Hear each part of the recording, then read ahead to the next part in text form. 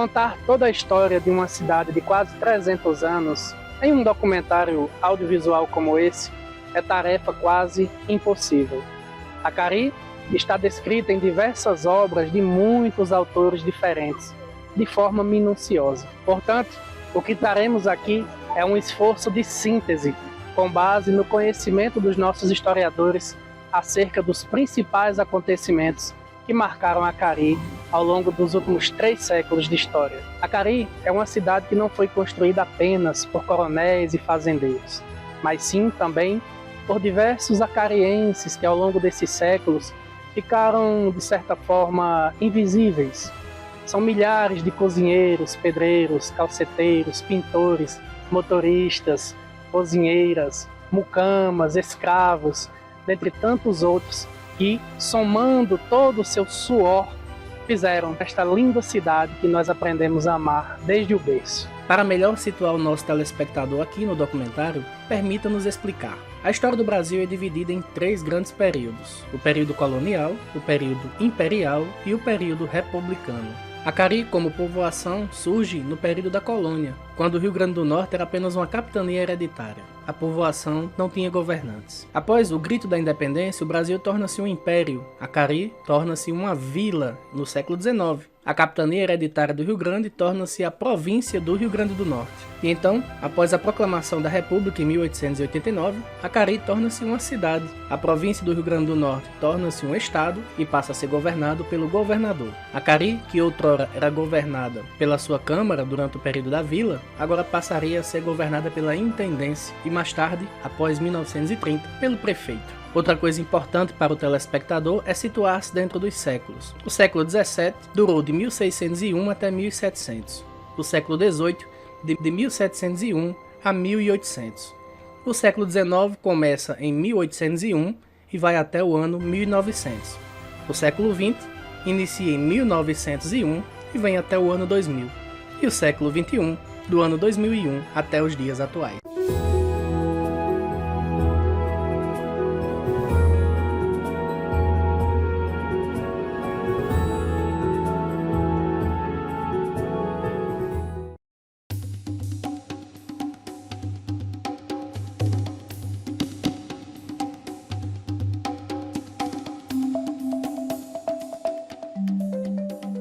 Antes da chegada dos portugueses, a população indígena reinava nos sertões.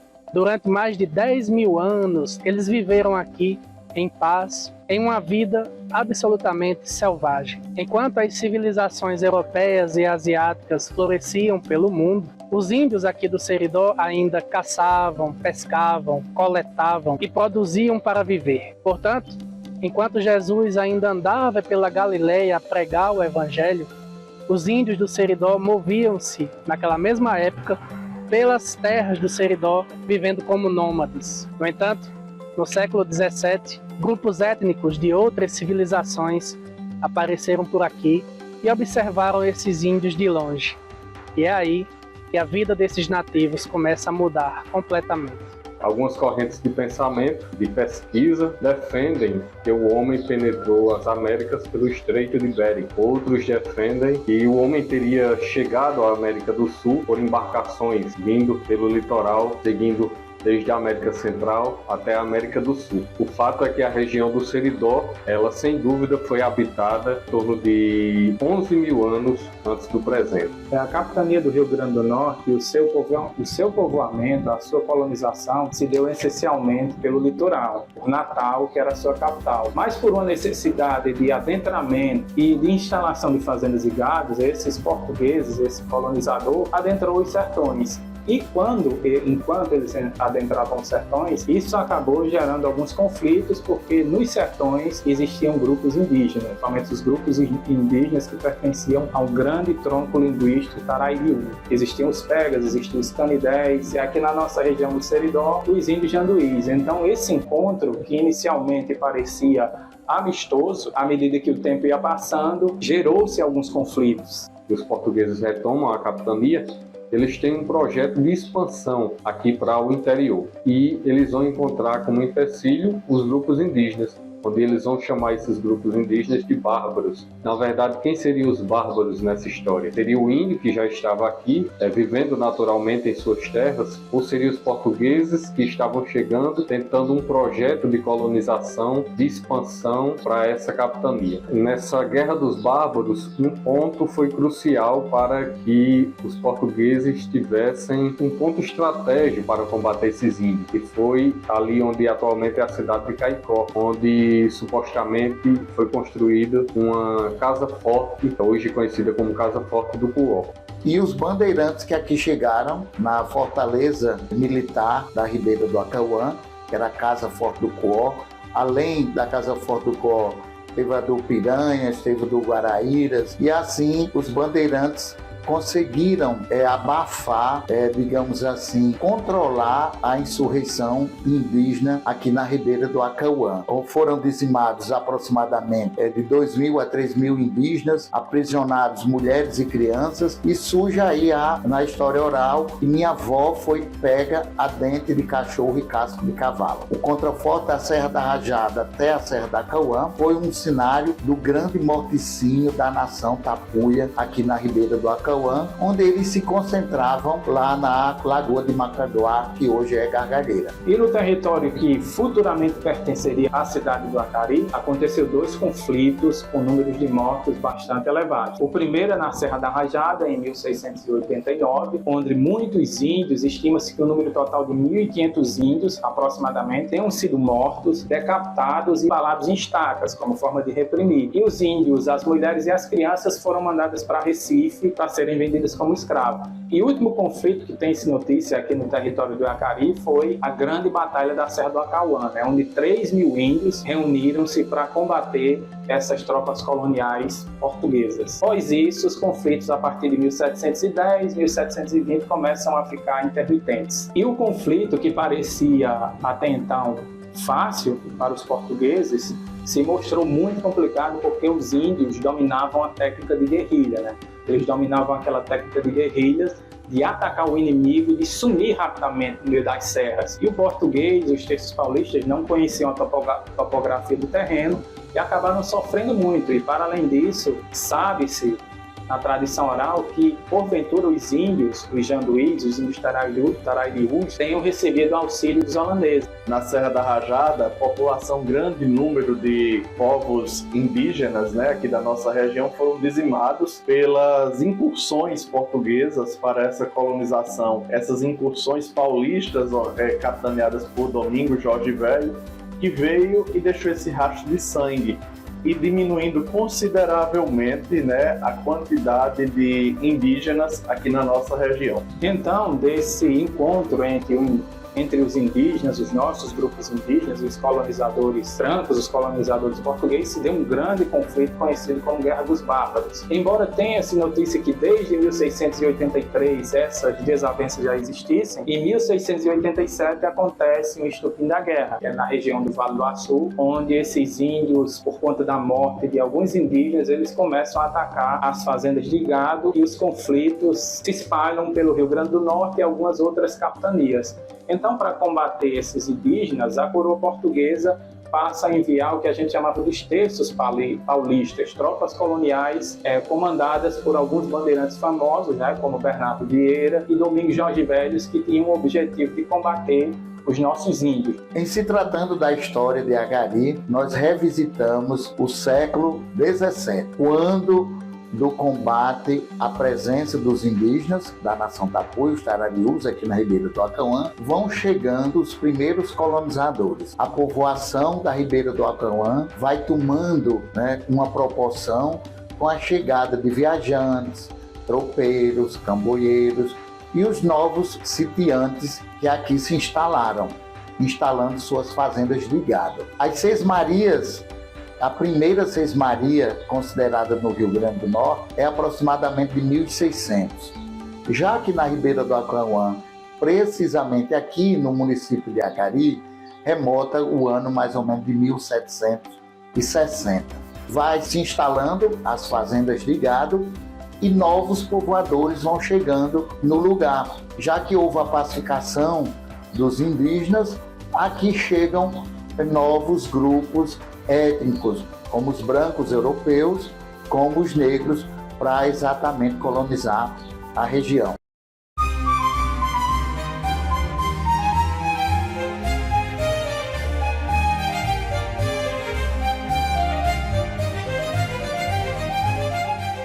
Sem a resistência dos indígenas, corre então a notícia da tranquilidade nos sertões, e retorna também o interesse de grandes fazendeiros por datas de terras, por sesmarias, na região do Seridó agora pacificada.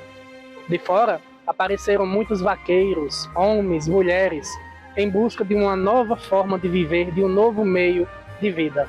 É nesse momento, no início do século XVIII, que os primeiros viajantes começam a parar no Poço da Cauã, hoje Poço do Filipe, para descansar de suas grandes e longas viagens em cima de lombos de cavalos e jumentos. O Poço do Filipe era uma espécie de oásis para quem vinha caminhando ao longo do sol quente e da poeira, vindos de centenas de quilômetros de distância daqui. Os viajantes vinham principalmente da Bahia e do Pernambuco, em busca de Fortaleza ou Natal para fazer negócios, e paravam por aqui, à sombra desse oásis maravilhoso que hoje chamamos Poço do Filipe.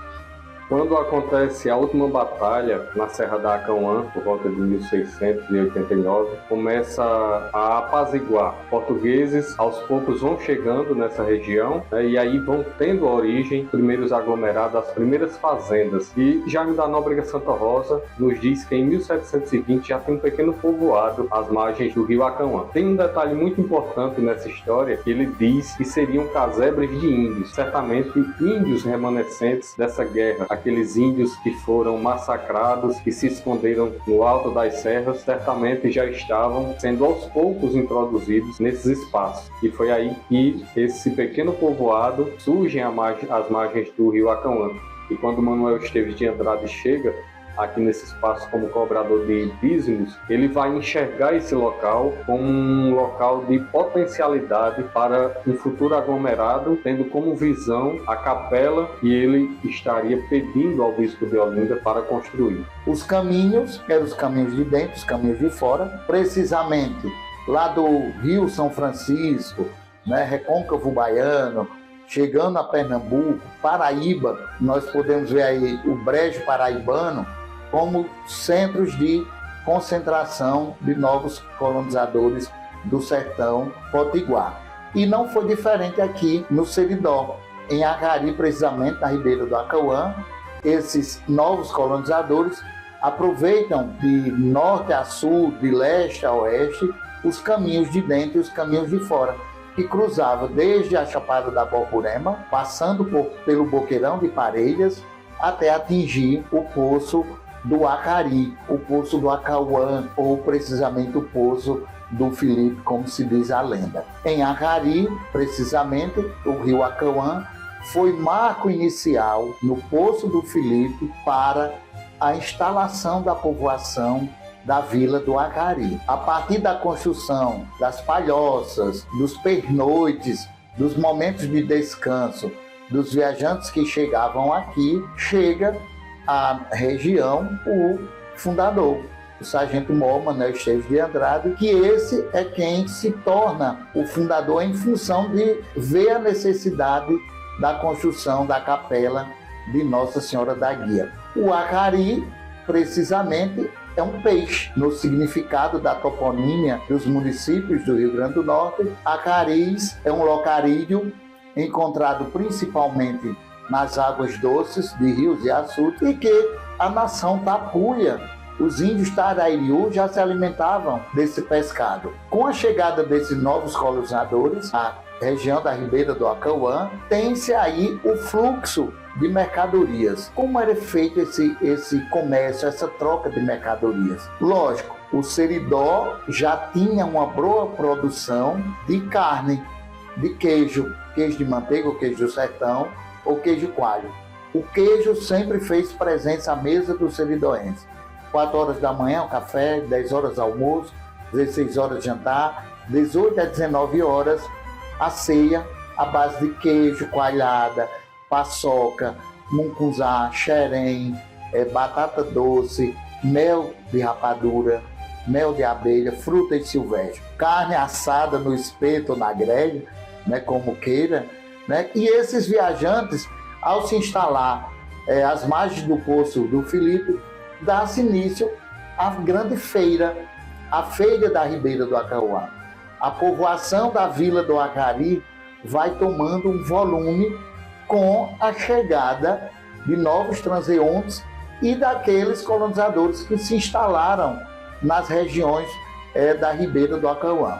A feira de Acari, com certeza, foi a mola propulsora para a instalação da povoação do Acari, tendo em vista que viajantes e tropeiros também vinham do Ceará, né? Era ponto culminante de parada desses viajantes transeuntes que passavam aqui na Ribeira do Acari. E era uma grande feira de concentração para o comércio das mercadorias, que chegava da Paraíba, do Pernambuco, até a Ribeira do Acauã.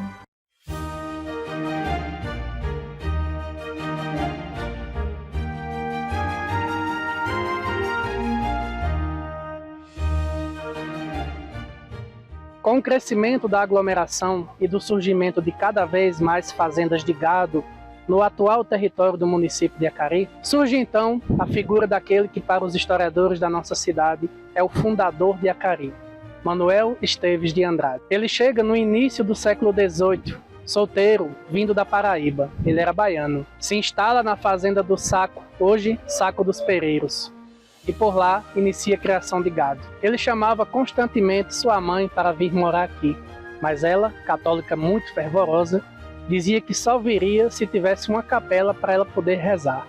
Sendo assim, o fundador de Acari decide pedir autorização ao bispo de Olinda para construir uma nova capela em honra a Nossa Senhora da Guia. Ele a constrói, mas até hoje não sabemos se sua mãe veio ou não morar em Acari. O fato é que nesse momento nossa cidade inicia a sua jornada. Com a instalação da povoação na Ribeira do Acauã, havia-se a necessidade de uma capela, um momento devocional. E assim, a mãe do fundador de Acari, considerado o sargento Manuel Esteves de Andrade, solicita para que o seu filho construa uma capela em devoção a Nossa Senhora da Guia. Aquela padroeira que no seu atributo devocional usa uma estrela, a estrela de Belém, a estrela guia do menino Jesus, a estrela que leva ao nascimento de Jesus, quando os reis magos se orientam até chegar a Belém. Em Acari, precisamente, houve aí, podemos dizer assim, uma alocação do espaço para construir a Capela de Nossa Senhora da Guia. Na Igreja de Nossa Senhora do Rosário, nós vamos ter um destaque bastante elevado nessa questão dela enquanto patrimônio histórico, artístico e cultural do Brasil, em virtude da sua arquitetura, que muito simboliza a arquitetura, a arte barroca. Então nós vamos ter características que marcam a igreja dentro da arte barroca, desde a sua fachada externa, como as volutas terminadas por rosáceas no frontão. Nós vamos ter também a representação da concha marinha. Nós vamos ter também nessa fachada, na parte externa, as portas com arcos abatidos ou de arcadas abatidas e as cornijas que estão em cima de cada uma das portas. Dentro do seu interior, nós damos destaque para o seu retábulo, todo feito em madeira policromada. Sabemos que não é o retábulo original diante das pesquisas, né? Mas esse retábulo mais antigo que nós temos, que está preservado, né? Que também possui essas características do barroco. Manuel Esteves de Andrade é considerado o fundador de Acari. Esse militar baiano que veio para o sertão do Seridó em uma assentada de fazenda de gado, aqui construiu, a pedido de sua mãe, uma capela devotada a Nossa Senhora da Guia. E é esta capela, que hoje é a Igreja do Rosário, que é considerado o marco fundador do aglomerado urbano do município de Acari. Manuel Esteves de Andrade aqui fixou residência no Saco dos Pereira, fixou a sua fazenda com a sua parentela. É sabido que ele era solteiro, mas que outros parentes o acompanharam nessa empreitada. Inicialmente, Manuel Esteves de Andrade desejava construir a capela Nossa Senhora da Guia no Saco, mas em virtude da dificuldade da escassez de água, ele preferiu trazer para mais próximo do rio, né, perto do Poço dos Acaris. E esse topônimo foi então que batizou a localidade da qual nós conhecemos, a localidade onde vivemos, e que assim ela entrou para a história. Seria lá no território da Fazenda Saco dos Pereira, na região onde é uma sacada de serra, onde Manuel Esteves de Andrade adquire a posse de terra, compra por negócio com Nicolau Mendes da Cruz, ou seria aqui às margens do rio Acauã? Lógico, se percebeu que o Rio do Saco não teria água abundante suficiente para instalação de uma povoação. E aí toma-se a decisão para a construção da capela de Nossa Senhora da Guia, nos idos de 1735, a pedra fundamental que se torna o ano de fundação de nossa cidade. A capela de Nossa Senhora da Guia do Acari atualmente é a capela mais antiga do Seridó, por ainda preservar suas características originais. A capela do Penedo em Caicó certamente era a mais antiga, hoje só resta ruínas. A capela de Serra Negra, também de 1735, já não existe mais. É uma nova construída posteriormente. E essa de Acari, ela, além de ser a mais antiga, ela reúne características que podem estar associadas aos índios que já estavam inseridos dentro da sociedade e até mesmo os escravos. A mão de obra escrava utilizada, né, naquela época era muito comum. Alguns pesquisadores acham que no altar de Nossa Senhora da Guia, atualmente o altar de Nossa Senhora do Rosário, ele tem elementos que possam ter sido pintados ou entalhados por até mesmo indígenas. Certamente, em 1738, ela foi construída de pedra e barro. Como era o costume da época, as famílias mais abastadas, elas tinham a sua casa na rua.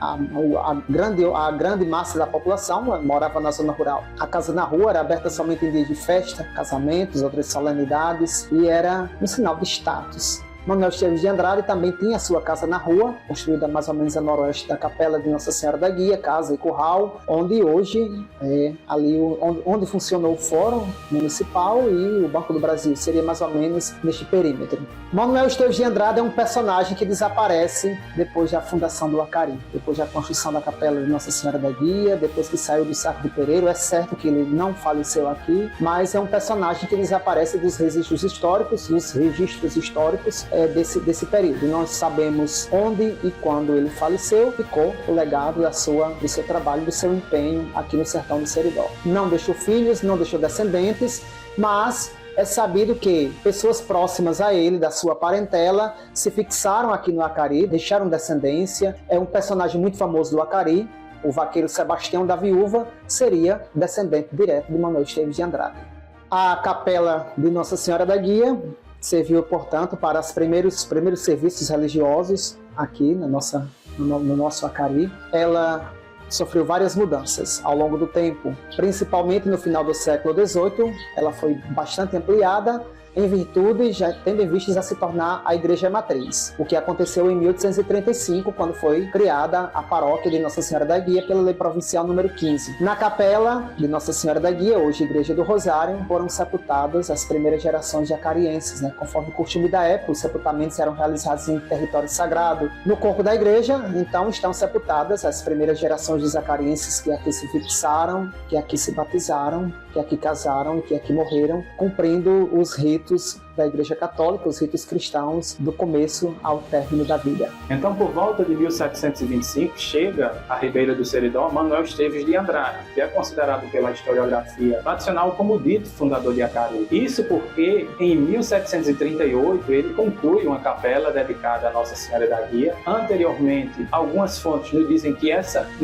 que essa capela já iniciou-se a sua construção em 1735, e em 1738, em novembro, ele envia uma petição, provavelmente com a capela já construída, e em abril, no dia 14 de abril de 1738, ele recebe a autorização do bispo de Olinda. Então, ele benze essa capela recebe as condições para ser um templo católico, e a partir daí surge a primeira rua do povoado. Manuel Esteves de Andrade também teve o cuidado de prover as necessidades da referida capela e construir uma casa para os padres que ficava ao lado da Capela de Nossa Senhora da Guia. Esta foi construída voltada para o norte, numa região bem destacada, próxima ao rio Acauã. Esta casa, que perdurou até o começo do século XX, serviu de morada para os padres, para o sacristão, para as pessoas envolvidas com a atividade religiosa. Posteriormente, a casa foi demolida, abrigou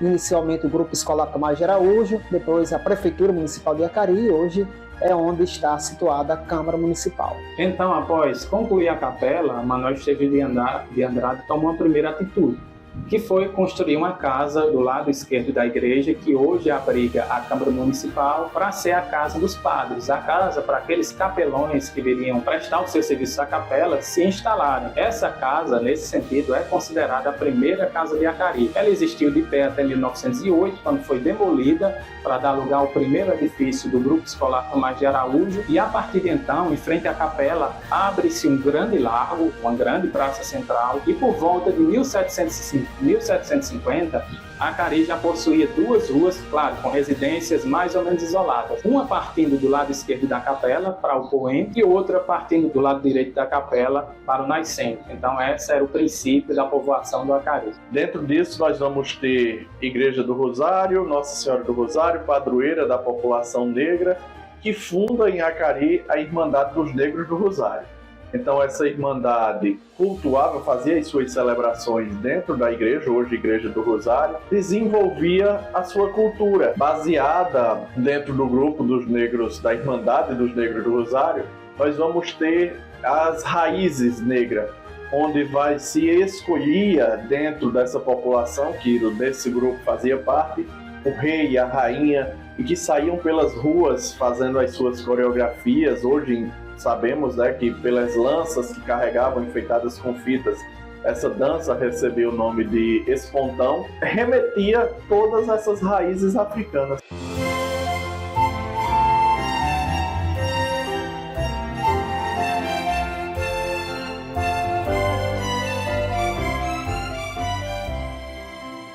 Em seus primeiros anos, após a construção da Capela de Nossa Senhora da Guia, hoje Igreja do Rosário, a aglomeração do Acari crescia para os lados, descendo duas ruas paralelas à nova capela.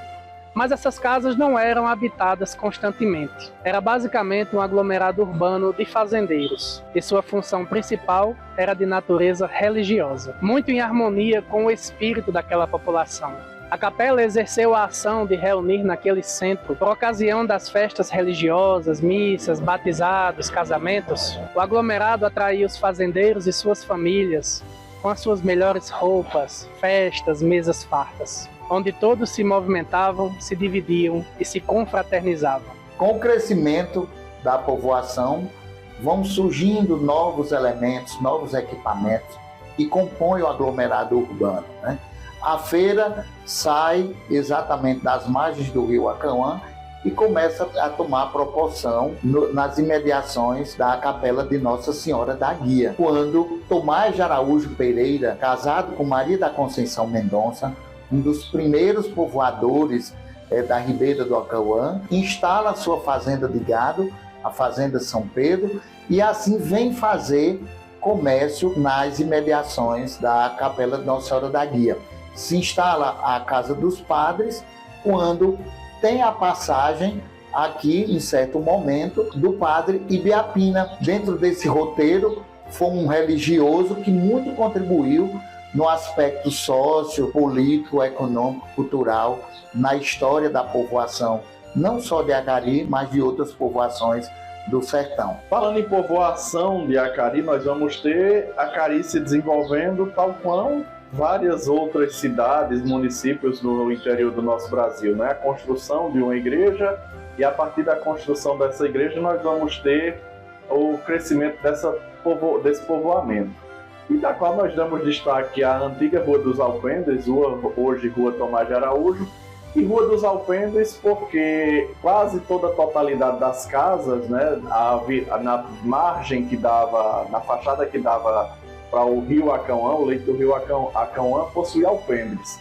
E é importante ressaltar que muitas dessas casas não era residência de fazendeiros, porque eles moravam, por sua vez, na zona rural, mas utilizavam essas casas como ponto de apoio, sobretudo para as suas comercializações em dia de feira, né? Onde recebia-se os amigos, encontrava-se os conhecidos, e esses alpendres, justamente, o local mais acolhedor do sertanejo para um bom bate-papo.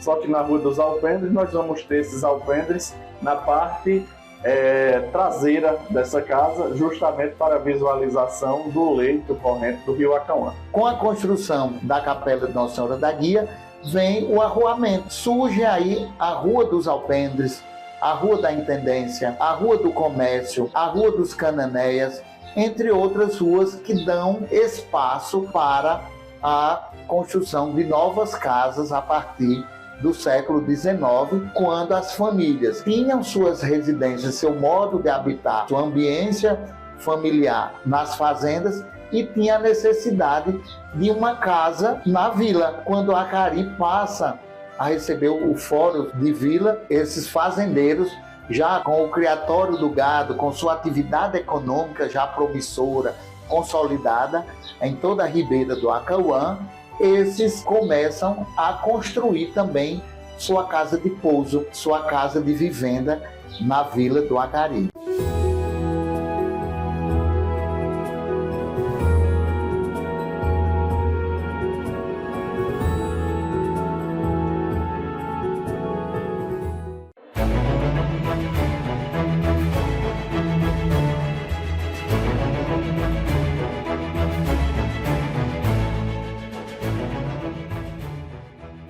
Como dissemos no início, após o grito de independência, o Brasil torna-se um império.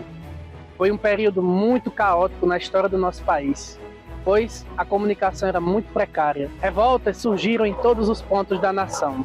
E o Rio Grande do Norte só não se esfacelou numa guerra civil sangrenta por causa da atuação de um único acariense, o primeiro presidente da província do Rio Grande do Norte, Tomás de Araújo. Bom, em 1822, quando o Brasil torna-se independente e passa por uma reorganização na sua estrutura administrativa, nós temos as antigas capitanias transformadas em províncias, né? Então é nesse contexto de agitação política que Tomás de Araújo Pereira III, neto de um português de mesmo nome, assume a presidência da província. Tomás de Araújo Pereira III, né, ou neto, costuma se chamar, ele vinha de uma família do interior da região do Seridó que o seu poder estava baseado em gado, terras e escravos. Então, por todo esse prestígio que a família tinha conseguido, o imperador resolve nomeá-lo presidente da província. Ele é nomeado em novembro de 1823. Ele recebe a carta imperial nomeando para assumir a presidência da província. Então ele assume a presidência da província no dia 5 de maio de 1824. Ele viaja para Natal. A Confederação do Equador era um movimento separatista de caráter liberal e surgiu principalmente nas províncias do norte, no Rio Grande do Norte, na Paraíba e no Pernambuco. Mas o que acontece? Já para meados de agosto de 1824, essa revolta começa a perder força porque os seus líderes entram em conflito. E em diversos lugares, essa revolta começa a ser duramente reprimida pelo imperador Dom Pedro. A gente sabe que o Joaquim José do Amor Divino, Frei Caneca, ele foi fuzilado e a repressão foi muito violenta. Então, Tomás de Araújo Pereira III, mesmo sendo simpatizante, ele sentiu que sua vida estava em perigo. Então, o que é que ele faz? Ele entrega o seu cargo de presidente da província ao presidente do Senado da Câmara de Natal e pede a ele apenas que lhe dê garantia de vida, mas o presidente do Senado da Câmara de Natal disse que devido às agitações políticas, às insurreições, ele não poderia dar nenhuma garantia de vida. Então, Tomás de Araújo precisa organizar toda a logística de sua viagem de retorno e sobrevive na tradição oral que em determinados momentos, onde o caminho oferecia bastante perigo, ele precisou viajar escondido dentro de um baú que o seu escravo, conhecido por Pai Benguela, lhe trazia nas costas. Quando ele chega na sua fazenda Mulungu, então ele redige a sua carta, se defendendo de todas as acusações. E ele continua até o ano de seu falecimento, em 1847, com enorme prestígio social no Acari e em todo o Seridó.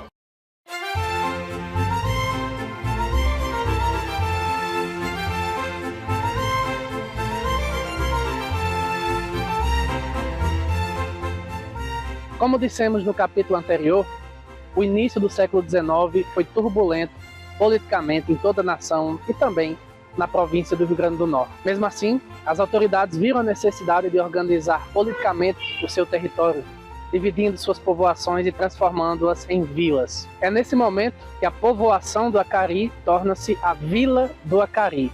Em 11 de abril de 1833, por ato do presidente da província, Acari deixa de ser uma povoação e torna-se uma vila, emancipando-se politicamente da Vila do Príncipe em Caicó. Ou seja, a partir desse dia, Acari deixa de responder a Caicó. E ao instalar sua Câmara de Vereadores, com o seu presidente, decide por si só os destinos da nova vila. 2 anos depois, em 15 de março de 1835, através da Lei nº 16, a criação da vila é aprovada. Por isso que na nossa bandeira aparece 18 de março de 1835. Mas os acarienses comemoram até hoje a emancipação em 11 de abril, pois é o dia que a cidade deixou de responder politicamente a Caicó. Acari passa a ter fóruns de município, né? Quando se desmembra de Caicó, a 11 de abril de 1833. Essa data nos remete a que, em Acari, precisamente na povoação, já existiam outros territórios, outras fazendas, ou podemos dizer assim, outros distritos. E Acari já passou a ter esse fórum de município porque já tinha equipamentos suficiente para comandar seus destinos político e administrativo independente de Caicó. Exemplo, uma casa de câmara, código de postura. Então, a povoação do Acari, que tinha se desenvolvido gradativamente e progressivamente durante o século XVIII, mostra um desenvolvimento urbano considerável no século XIX. Tanto é que no dia 11 de abril de 1833, Acari emancipa-se politicamente de Caicó. Acari para de responder do ponto de vista político e administrativo a Caicó. Logo após a vila ser criada e emancipar-se, o que acontece? Tem sua Câmara instalada, os seus vereadores no número de 7. No dia 24 de setembro do mesmo ano é instalada oficialmente e a partir daí a nossa Câmara e nossos vereadores, na figura de seu presidente, começa a deliberar sobre todos os assuntos que interessam ao mundo urbano, ao espaço urbano. E uma questão bem interessante é a criação de um Código de Posturas. O Código de Posturas eram leis municipais que tinham por objetivo organizar e ordenar o espaço urbano, a limpeza, a estética das construções, o alinhamento das ruas. Dentro disso, nós vamos remontar, né, o primeiro Código de Postura de Acari, que não era exclusivo esse texto para a cidade de Acari. Vários outros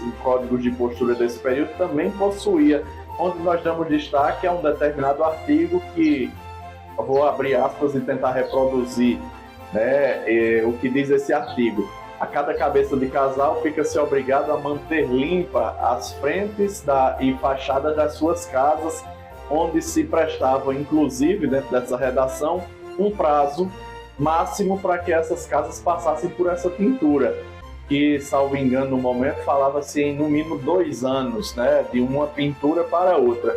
E caso o proprietário da casa não o fizesse, teria que pagar uma multa para as despesas da Câmara. Já a Lei 18 de março de 1835, 2 anos após, vem apenas consolidar ou referendar a partir de uma lei que já tinha sido criada, quando não só Acari torna um município referendado, mas outros territórios do Rio Grande do Norte também, como Touros, como Açu, como outras cidades, receberam a instalação, digamos assim, do município. Mas anteriormente a emancipação já tinha acontecido de fato, a 11 de abril de 1833. Então, em 18 de março de 1835, Acari recebe a confirmação do seu título de vila. Porque o que é que acontece? As localidades eram elevadas à condição de vila, eram criadas, eram emancipadas. Mas se essas localidades não demonstrassem um desenvolvimento urbano satisfatório, se não elegesse, instalasse sua Câmara, se não elaborasse o seu Código de Posturas, esses lugares poderiam ser novamente rebaixados à condição de povoação. Por exemplo, em 1835, essa lei que confirmou o título de vila de Acari para 2 outras localidades, Touro e Vila Flor, essas localidades perderam o título de vila porque não cumpriram esses requisitos, não elaboraram o seu Código de Posturas, não instalaram e elegeram a sua Câmara de Vereador e sequer tinham renda e patrimônio demarcado. Então a lei de 1835, ela veio para confirmar o título de vila que havia sido dado a Acari anteriormente. Mas como a Acari, a sua Câmara já deliberava sobre os assuntos, então a Acari teve o seu título confirmado.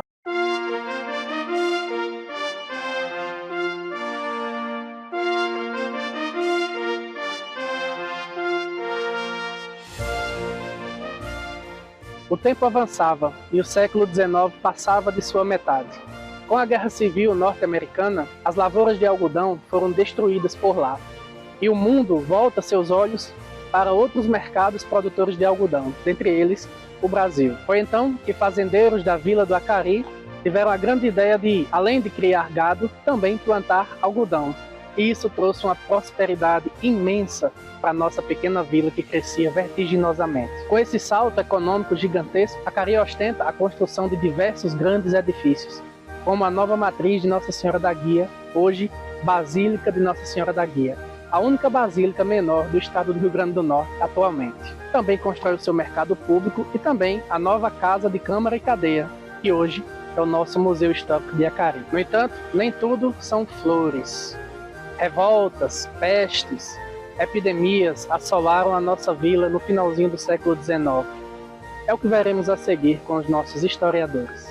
Já no século XIX, passados os anos de instalação das grandes fazendas de gado na ribeira do Acauã, o século XIX vem ser um marco de prosperidade. É o século de consorciamento da pecuária com o algodão. É tanto que em um determinado momento, não estou recordando agora o ano, mas que veio uma comitiva de ingleses fazer um estudo e atestaram no relatório toda a veracidade acerca das informações e os experimentos que seu Francisco Raimundo fez, né? E fazendo com que esses experimentos gerassem um algodão de fibra extra longa, que essa era uma das qualidades mais apreciadas por compradores e comerciantes do algodão mocó. A gente observa que com o ciclo do gado, o ciclo do couro, a civilização do couro, que surgem aí os grandes ofícios. O ofício do marceneiro, o celeiro, o curador de rastro, os vaqueiros, né, em sua maioria, que eles próprios já sabiam como mestres de ofício, eram os fábricas lá na fazenda. Mas essa atividade comercial, essa prosperidade é vista no surgimento de novas tipologias arquitetônicas, de uma matriz muito vasta de casas de mercado, indica que Acari, a partir de 1850, passou por uma série de transformações em seu espaço urbano. E Acari, na última década e nos primeiros anos do século XX, passa por uma modernização em seu centro urbano. As casas de arquitetura colonial sofrem uma modernização e passam a exibir um estilo arquitetônico que tem muito mais a ver com eclético, arquitetura eclética. As vias agora abertas são bastante largas e surge uma arborização na cidade, uma arborização particular e outra série de coisas, né? Surge o telégrafo, surge também a instalação de luz elétrica em 1926, claro, que era motor. O motor funcionava a caldeira, mas percebe-se claramente que Acari, a partir de 1850, ou seja, meados do século XIX, passa por essas enormes transformações e é um aglomerado urbano que se consolida enquanto centro urbano de comércio e de centralizador da vida urbana, de atração de pessoas, de circulação de mercadorias e produtos e de comércio. E aqui em Acari não foi diferente. O ciclo do couro trouxe essa grande prosperidade com a construção de vários equipamentos públicos que deram visibilidade ao lugar. A exemplo, nós tivemos aí, com as epidemias, deixou de acontecer os sepultamentos nas igrejas. Então, a Capela de Nossa Senhora da Guia, que hoje é a Igreja do Rosário, deixou de receber o sepultamento lá no seu corpo e foi construído um cemitério próprio para os sepultamentos, momentos fúnebres aqui da população acariense. Então, a partir de 1850, a Vila do Acari passa por inúmeras transformações no seu espaço urbano, tanto do ponto de vista físico como do ponto de vista social.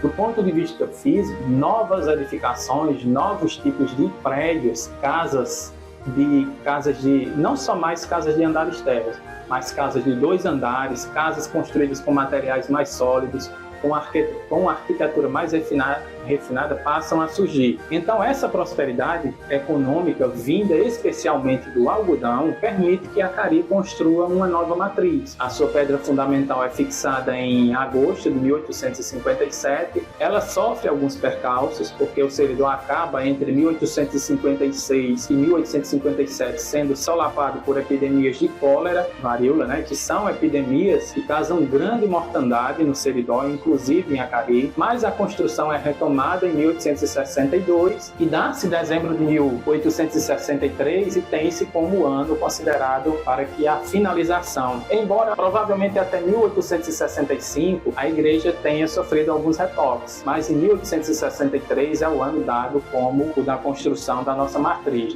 Bem, então a cidade cresceu, como disse, em torno da matriz de Nossa Senhora da Guia, em torno daquele lugar tão reverenciado e tão marcante para a comunidade acariense. Só que, como disse, a cidade cresceu e logo surgiu a necessidade da construção de uma nova igreja maior que abrigasse mais fiéis, já que Acari sempre foi uma referência no Seridó e essa devoção à Nossa Senhora da Guia alcançou ecos tanto no Seridó potiguar quanto no Seridó paraibano. Então, um dos personagens fundamentais para entendermos a construção da nova matriz de Nossa Senhora da Guia é Dr. João Valentim Dantas Pinagé, juiz de direito, talvez o primeiro acariense formado em direito na Universidade do Recife, e ele foi que soube, teve acesso a fontes privilegiadas, que soube de um eventual confisco dos bens das irmandades religiosas. A paróquia do Acari, a freguesia de Nossa Senhora da Guia, tinha a Irmandade de Nossa Senhora da Guia e a Irmandade do Santíssimo Sacramento, e ambas tinham provisão, dotações de terra e gado. Então foi o juiz, Dr. João Valentim Dantas Pinagé, incentivou o padre Tomás a vender as propriedades e a investir dinheiro na construção de uma nova igreja. E a bênção da pedra fundamental foi no dia 15 de agosto de 1857. No Acari desse período, havia muitas pessoas de posse, na criação do gado,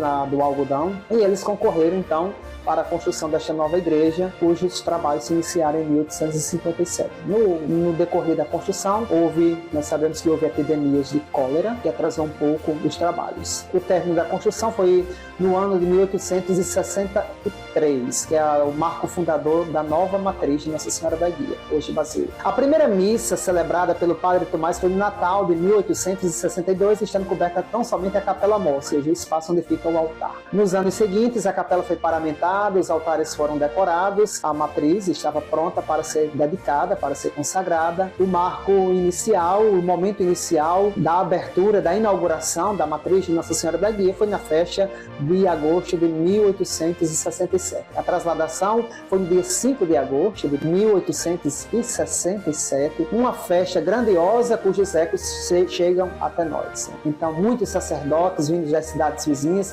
estiveram presentes, muitos fiéis. A cidade pequena teve que providenciar um aglomerado de cabanas para abrigar tanta gente que veio para esta festa grandiosa. O padre Tomás de Araújo, quando ele construiu a Igreja Maior, por muito tempo conhecida como a Igreja Matriz e hoje Basílica de Nossa Senhora da Guia, ele pensou um projeto totalmente parecido com a Igreja do Rosário. Se vocês observarem bem, a Igreja do Rosário, na época, tinha corredores laterais. E o altar de Nossa Senhora do Rosário, ele é muito parecido com o de Nossa Senhora da Guia. O padre ele desenhou todo o altar, todos os detalhes da Igreja Matriz, atual Basílica, que foi pensada totalmente na Igreja do Rosário, com linhas mais modernas. A Igreja do Rosário com característica barroca e a Basílica com uma pegada mais neoclássica. Então, naquela época, a grandiosidade da matriz de Nossa Senhora da Guia, ela com certeza despertava a curiosidade das pessoas. Era um templo magnífico.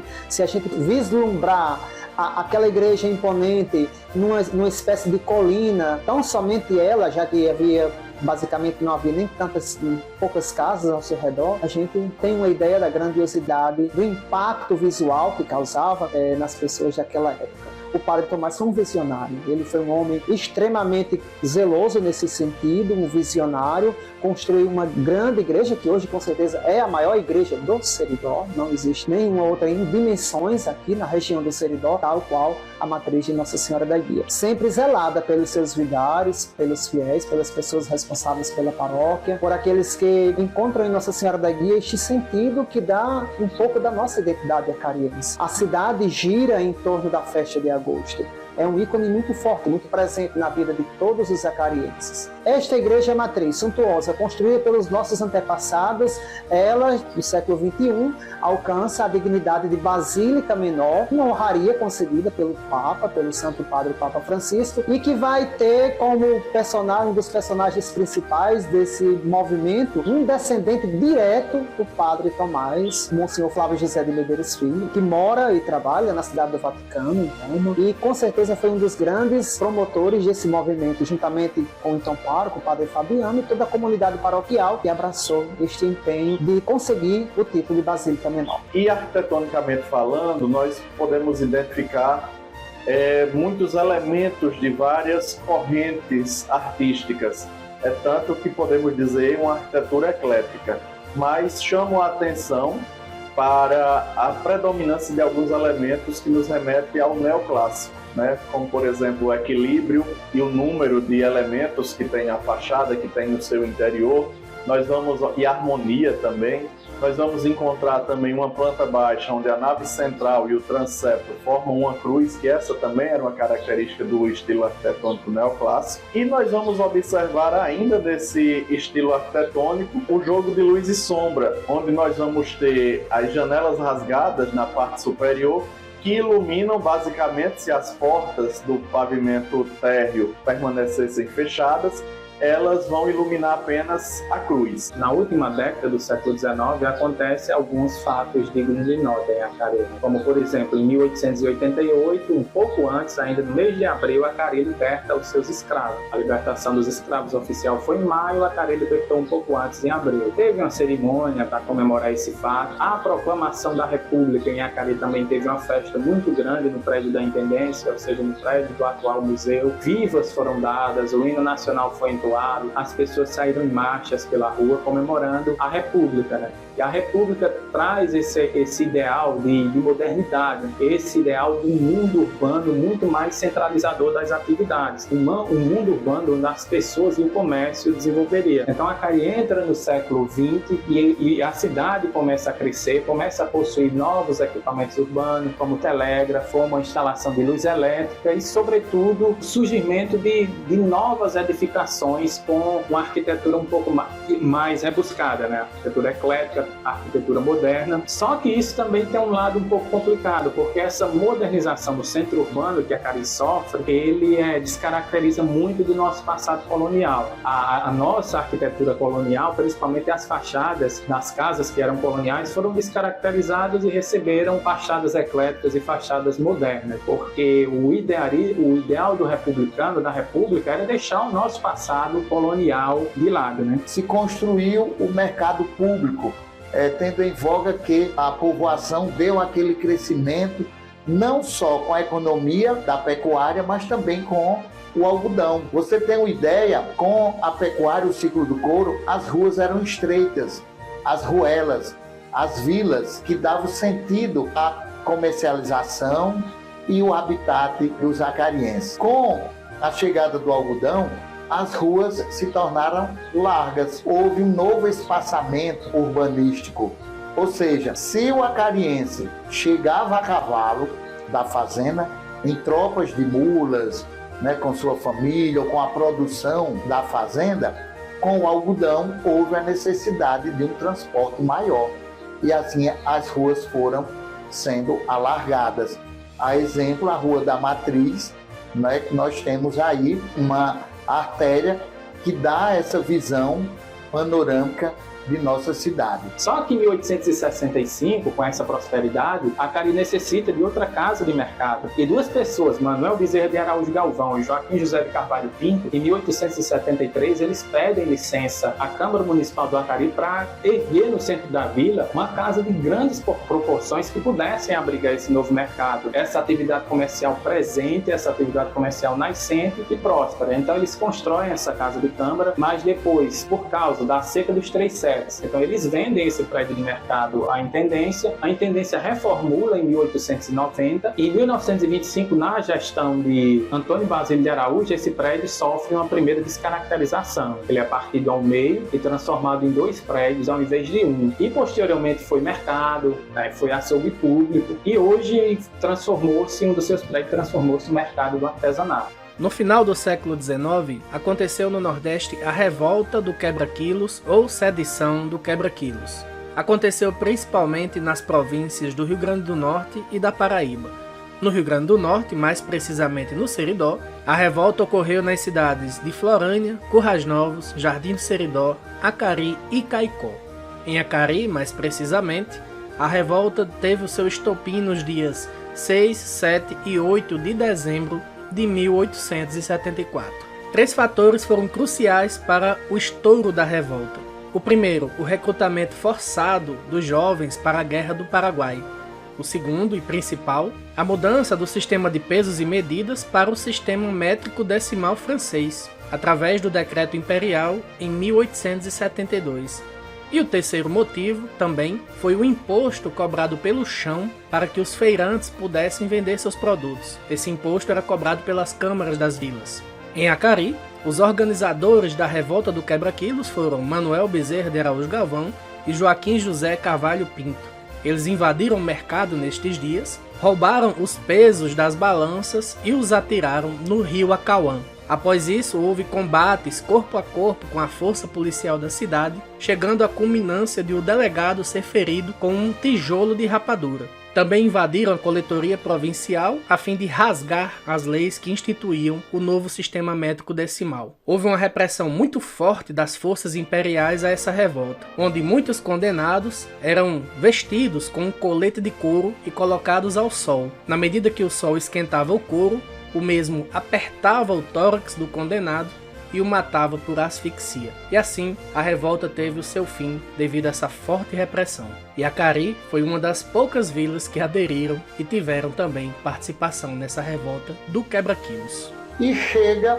também, com o advento aí dessa prosperidade, a gente percebe novas casas.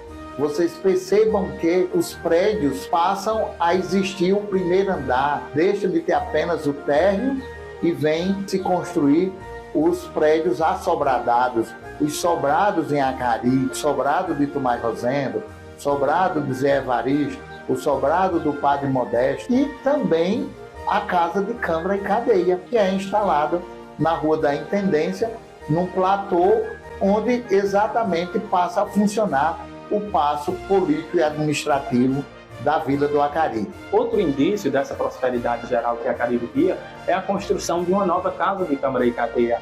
Acari teria tido uma primeira casa de câmara, construída em 1838, ela estava de pé. Então, o presidente da província sugere que a Câmara do Acari, da Municipal da Vila do Acari, erga um novo prédio para ser casa de câmara e cadeia, que era uma tipologia arquitetônica normalmente erguida em 2 andares. No andar inferior, ou seja, no andar térreo, funcionaria a cadeia, e no andar superior seria o lugar, o paço da Câmara Municipal, onde os vereadores deliberariam. Então, a Casa de Câmara de Acari, hoje Museu Histórico, ela teve a sua construção iniciada em 1878 e finalizada em 1887. Então ela pouco foi usada como casa de câmara, porque logo após, em 1889, quando a nossa república é proclamada, todas as câmaras municipais são extintas e substitui-se pela intendência municipal. E durante todo o século XX foi usada como outras finalidades. Teve os bailes da intendência, funcionou como biblioteca, funcionou também como delegacia policial, em algum momento como escola, e hoje tornou-se, desde 1990, o nosso Museu Histórico. A Casa de Câmara e Cadeia, na época em que foi construído, tinha a finalidade de ser intendência municipal e cadeia, e ao longo dos anos esse prédio ele serviu de várias funções, além de intendência e de cadeia, funcionou como outras funções. Cadeia ele funcionou até 1986, quando foi desativado e passou a funcionar uma secretaria que hoje se associaria à Secretaria de Assistência Social. E depois passou a ser Museu Histórico de Acari no ano de 1990. Na parte superior, a sua função inicial, intendência, mas ao longo dos anos abrigou várias utilidades: escola de datilografia, casa do delegado, salão de dança, onde no salão principal aconteciam as principais festas durante a festa de agosto, biblioteca municipal, sede da banda de música. É um prédio que teve várias funções e presenciou diversos momentos da história do Acari. E a Acari, quando recebe a notícia da libertação dos escravos, muitos dos fazendeiros já tinham assinado a libertação, dado a carta de alforria aos seus escravos, né? Era tipo uma relação de compradrio, eles permaneciam nas adjacências da Casa Grande, da fazenda, e assim a estátua da Princesa Isabel foi tida como uma estátua religiosa. No imaginário dos presos, aquele que fosse preso na cadeia pedia em devoção ao santo que, se eu soubesse que seria preso, não teria cometido aquele crime. Ou São Soubera me protegesse, me livrasse daquele castigo, daquela cadeia. E assim o São Soubera passou a fazer parte do imaginário popular de Acari. E muitos dos acarienses, por não saber qual o significado, o real significado da estátua da Princesa Isabel, passavam em frente à casa de câmara e faziam o sinal da cruz, ajoelhava-se pedindo a proteção a São Soubera. E quando foi na década de 70, infelizmente um raio partiu, esfacelou o dito São Soubera, que era a imagem da Princesa Isabel. E hoje o Museu Histórico de Acari tem a obrigação de mostrar não só a história do homem acariense, mas a história do homem sertanejo do Seridó. Um jornalista, em uma matéria na década de 90, disse que a vida do Seridó está no Museu de Acari. E na estatística do museu, nós registramos em torno de 3.000 a 5.000 pessoas por ano. Um público maior de crianças que estudam, né, na rede particular de ensino da capital, da rede pública de todo o estado, vem conhecer a história do homem sertanejo do Seridó. É uma estatística onde reúne não só o homem do Seridó, mas de outros países, pessoas que se deslocam de outros países, que vêm conhecer o Rio Grande do Norte e vão até o Museu Histórico de Acari. Geralmente essas pessoas vêm acompanhadas de tradutores ou, em sua maioria, já falam o português e se encantam com o que se vê, né, da cultura do homem seridóense, do homem sertanejo.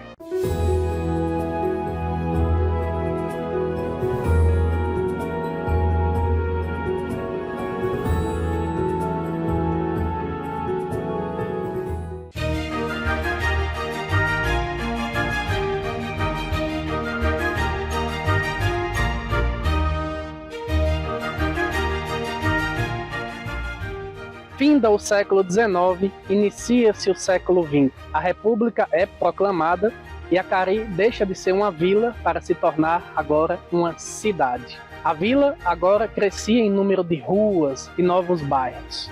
E, com isso, vem a demanda por água, infraestrutura, educação e saúde. No ano de 1924, criou-se a Estação Experimental do Seridó, a Estação do Algodão, e ela foi instalada em 1925, onde era a Fazenda Bulhão, atualmente povoado Bulhões. E naquele lugar construiu-se galpões, casa do engenheiro, casa do técnico, escolas e casas dos operários. E junto ao algodão era cultivado o milho, feijão, a batata, e várias famílias se desenvolveram, foram criadas no entorno da Estação Experimental do Algodão. De 1925 até 1958, famílias sobreviveram, trabalharam na Estação Experimental do Seridó, na Estação do Algodão, né, no campo de fomento do Bulhão. E ali também foi introduzido o gado zebu, criação de porcos. Então, ali na região onde hoje o Vale do Acauã está cravado o Bulhão, foi uma das regiões mais férteis e importantes,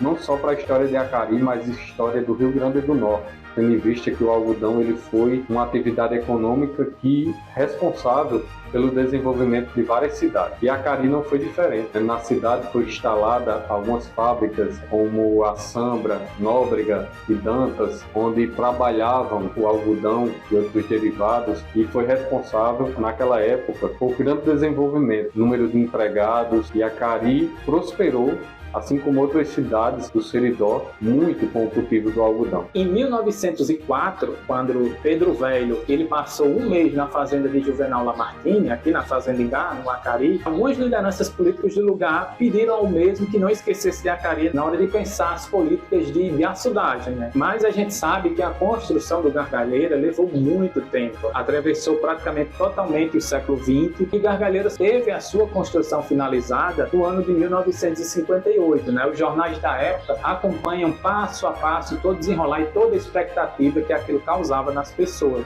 Em 1909 nós temos o primeiro estudo, né? Henrique Moraes de Novaes, ele era um engenheiro, ele era político, ele faz um primeiro estudo sobre a construção do açude Gargalheiras. Só que um fato bem interessante é que antes disso, já em 1877, estava se planejando construir uma estrada de Natal até Nova Cruz, e planejou-se que de Nova Cruz essa estrada de ferro, essa ferrovia, tivesse um braço até o Seridó para escoar a produção do algodão. Então, dois engenheiros de uma firma inglesa vieram ao Seridó e eles estiveram exatamente no Buqueirão, na junção das duas serras onde era o Gargalheiras. Isso está transcrito em um antigo jornal, e eles disseram assim que ainda não entendiam porque o Império não tinha ali construído uma parede e barrado as águas que por ali desciam naqueles apertados, e certamente daria um grande açude, né? Então a gente pode dizer que a história do nosso Gargalheiras começa lá no século XIX. E, atualmente, um espaço que traz olhos para o turismo, trilhas de aventura, o abastecimento de água que o Gargalheiras proporciona é muito importante para as cidades de Acari e Currais Novos. O Gargalheiras, ele é esse espaço de magia em que o acariense deve preservar e se orgulhar. E que foi eleito a terceira maravilha do Rio Grande do Norte, a voto popular, né? Na época foi aberto o voto na internet e o Gargalheiras ficou em terceiro lugar, sendo a terceira maravilha do Rio Grande do Norte. Mas um pouquinho antes disso, entre 1952 e 1953, a gente tem a construção do açude das Oito Cicas, né? Conhecido hoje como açude da Santa. E o objetivo da construção era que, enquanto o Gargalheiras não fosse terminado, aquele açude pudesse abastecer a cidade e amenizar um pouco a situação de escassez de água que as pessoas viviam, né? O açude acabou sendo finalizado, Gargalheiras também, e Gargalheiras passou a abastecer a cidade de Acari, não somente a cidade de Acari, mas também a cidade de Currais Novos. Em época de estiagem, vemos corriqueiros, carros-pipas que retiram a água do nosso Gargalheira, né? Ou seja, um manancial muito importante do ponto de vista social, do ponto de vista histórico e do ponto de vista cultural, porque esses eventos que aconteceram no século XX são importantes para compreender a nossa formação e consolidação enquanto cidade, o Acari nosso, o Acari que é hoje e o Acari que nós vivenciamos. Falar sobre Gargalheiras é falar sobre as três grandes importâncias do Gargalheiras na sua história para a nossa região, não só Acari, mas todo o Seridó. A primeira delas, o armazenamento de água, tendo em vista que é o grande manancial aqui da nossa região. Segunda delas, dessas importâncias que eu posso elencar, a economia da pesca, que vem movimentando todo, não só o povoado de Gargalheiras, mas a comunidade Bulhões, onde fez com que Gargalheiras se tornasse terra-mãe de produtos como a linguiça de peixe e de camarão, almôndegas de peixe e camarão, hambúrgueres de peixe e camarão, tão festejados há tempos atrás no Festival de Pescado do Seridó. E a terceira importância, justamente o turismo, né, atraído pelo cenário, a intervenção humana que fez na paisagem, que conservou os aspectos naturais e embelezou, digamos assim, cada vez mais o nosso cenário. Não é à toa que Gargalheiras já emprestou sua beleza para ser palco de gravação de cenas de 3 filmes, né? O primeiro, Maria Mãe do Filho de Deus, o segundo, O Homem que Desafiou o Diabo, e o terceiro, e talvez o mais conhecido, inclusive premiado internacionalmente, o filme Bacurau. Em momentos de conflito, né, de insurreição, Acari também foi palco e contribuiu decisivamente para o combate dos revoltosos que chegaram até a Serra do Doutor. Hoje existe um monumento, um marco em homenagem àqueles heróis devotados que combateram os revoltosos da intentona comunista. Em Acari, precisamente, o padre da época, o então Monsenhor Valfedo Gugel, que torna-se também depois governador do Rio Grande do Norte, esteve aglutinando, recrutando os acarienses de fibra para combater os revoltosos lá na Serra do Doutor. E assim sucedeu esse trágico movimento na história política de Acari e que também processou um momento triste e trágico, ceifando a vida do nosso prefeito Otávio Lamartine de Faria, filho do então governador Juvenal Lamartine de Faria, da senhora Silvina Bezerra de Araújo Galvão, da tradicional família acariense. Acari foi lavado de sangue. A honra dos acarienses foi atingida com a morte do seu jovem prefeito, que tinha ideais de prosperidade, que tinha louvores para trazer o desenvolvimento do nosso município. E, infelizmente, foi um momento de atrocidade, de crueldade, não só em Acari, mas do Rio Grande do Norte, que foi enfrentar a intentona comunista naquela época. Por volta de 1973, uma comitiva das Forças Armadas, capitaneada por um contra-almirante, visita a nossa cidade. Algum tempo depois, chega a Acari, na sede da prefeitura, uma carta, assinada pelo contra-almirante, que chefiava essa visita que tinha sido feita, e lá ele afirmava que nas andanças dele pelo Brasil e pelo mundo, desconhecia uma cidade tão organizada e não tinha medo de afirmar que Acari era, com certeza, na visão dele, a cidade mais limpa do Brasil. E esse título, que foi dado por esse contra-almirante, ganhou a notoriedade pública. Acari foi destaque em matérias jornalísticas do programa Fantástico da Rede Globo. Uma revista de grande circulação, a revista Cruzeiro, também circulou com uma matéria destacando esse perfil de organização e de limpeza urbana, e o que fez com que, até os dias atuais, nós possamos se orgulhar, enquanto acariense, e dizer que nós moramos em uma cidade limpa de verdade.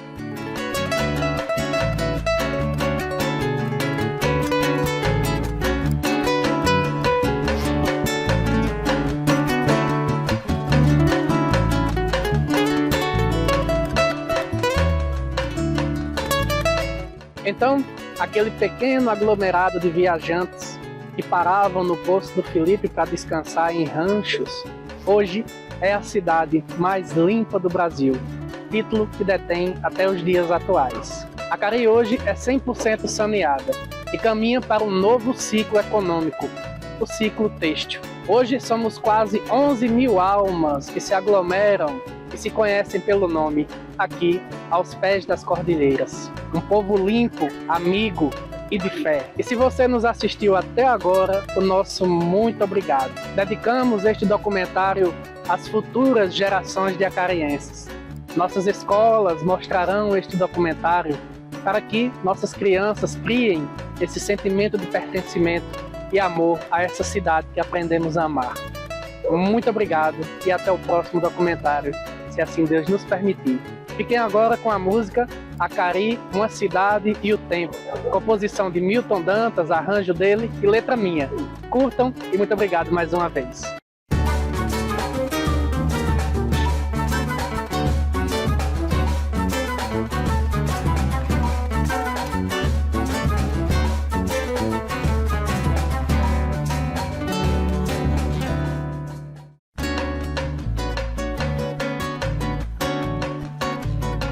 Eu vim aqui pra falar do meu amor.